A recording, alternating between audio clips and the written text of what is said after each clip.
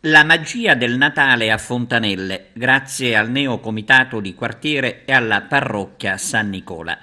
C'è un programma che riporta il clima di festa in un quartiere travagliato dai soliti problemi irrisolti come quello della discarica davanti alle scuole, ma non guastiamo l'atmosfera e restiamo in tema natalizio. Il 16 e il 23 dicembre, dalle 17 alle 20:30, sarà aperto il villaggio di Babbo Natale presso i locali della parrocchia, un evento organizzato dai parrocchiani e dai volontari del quartiere.